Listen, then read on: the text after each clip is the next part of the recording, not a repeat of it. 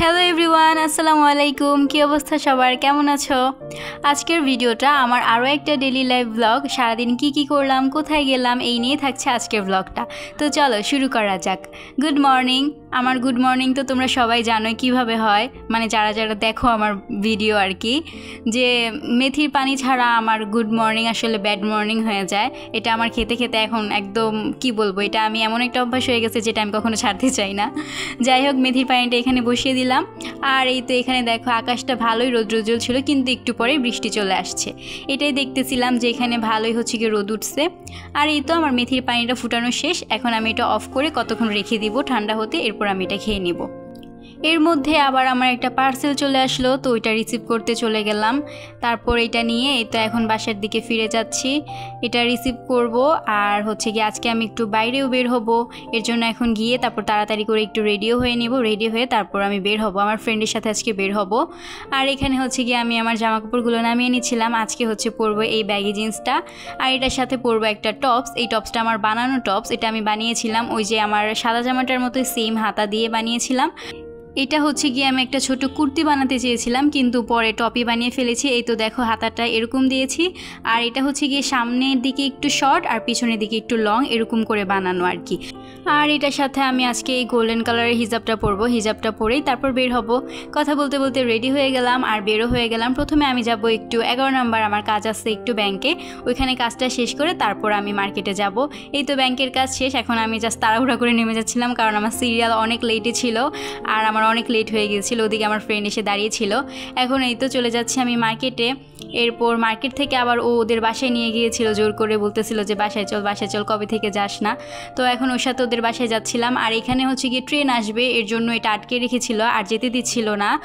আর এত বেশি বৃষ্টি হচ্ছিল, তখন বৃষ্টিতে আমি পুরো ভিজে গিয়েছি। আমি আমার ফ্রেন্ড দুজনই ভিজে গিয়েছি। ও হচ্ছে দুটো ব্যাগ কিনেছিল, ওর ব্যাগগুলো ভিজে যাচ্ছিল পুরো বৃষ্টিতে। আসলে ট্রেন আসার অনেকক্ষণ আগে থেকেই তো রাস্তাটা আটকিয়ে দেওয়া হয়, এই জন্য হচ্ছে গিয়ে প্রায় 10 মিনিটের মতো আমরা এখানে বসেছিলাম। 10 মিনিট 5-6 মিনিট এরকম হবে।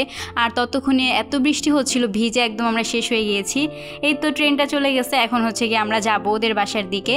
এখন ওদের বাসায় গিয়ে সবগুলো আসলে আমি ওকে বলতেছিলাম যে এগুলো এত বৃষ্টিতে ভিজে গেছে, এগুলো পরিষ্কার করা আগে, যেহেতু এগুলো লেদারের বা চামড়ার আমি ঠিক জানি না, এরকম ব্যাগ ছিল। তো এগুলো পানিতে ভিজলে আসলে নষ্ট হয়ে যায়, উপরে চামড়াটা উঠে যায়।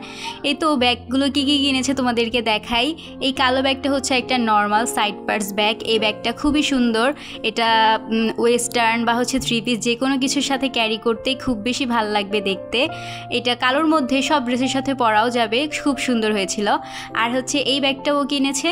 এই ব্যাগটা হচ্ছে গিয়ে নর্মাল ইউজের জন্য, মানে যারা ভার্সিটি গোয়িং আছো তোমরা, তারা ইউজ করতে পারো কি, এটা আসলে এখন সবাই ইউজ করে। এটা দেখতেও খুবই সুন্দর লাগে, আর সাথে একটা ফিতা ছিল, বলতেছিলাম যে এটা খুলে ফেলে, এটার জন্য ভালো লাগতেছে না দেখতে। এই তো এই দুইটা ব্যাগই কিনেছে, দুইটা ব্যাগই খুবই সুন্দর হয়েছে, দুইটা ব্যাগই ও রাফ ইউজ করতে পারবে। এরপর এই তো আন্টি রান্না বান্না করছে। আন্টি বললো যে খাবার না খেয়ে যেতে পারবে না, আসছো খাবার খেতে হবে। আন্টির হাতের রান্না খুবই মজা হয়। আর এই তো পরে আমরা কতক্ষণ ছিলাম ওদের বাসায়, মানে আমি কতক্ষণ ছিলাম ওদের বাসায়, এখন বাসায় চলে যাচ্ছি।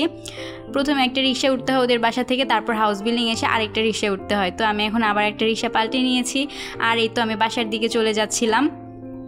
এখন আবার খুবই রোদ উঠছে, মানে কি যে অবস্থা, একবার বৃষ্টি একবার রোদ। যখন বৃষ্টির দরকার তখন রোদ উঠে, যখন রোদের দরকার তখন বৃষ্টি হয়। যাই হোক, ভালোভাবে বাসায় চলে আসলাম।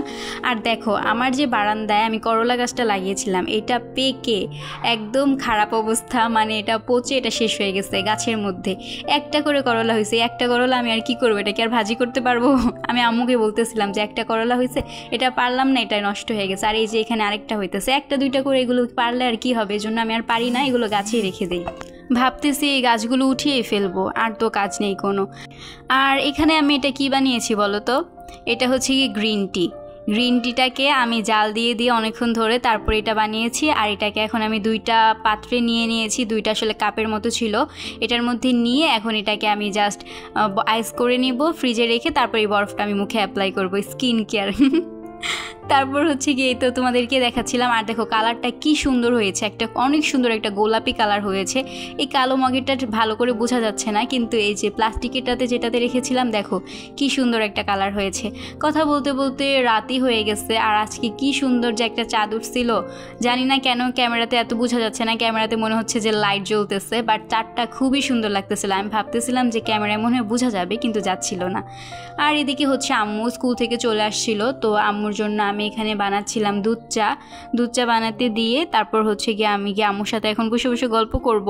সারাদিন কি হয় না হয়, কি করি, কোথায় যায়, কাকে কি বলছি, কার সাথে কি হয়েছে, এগুলো যতক্ষণ আম্মুকে না বলি আমার আসলে শান্তি লাগে না।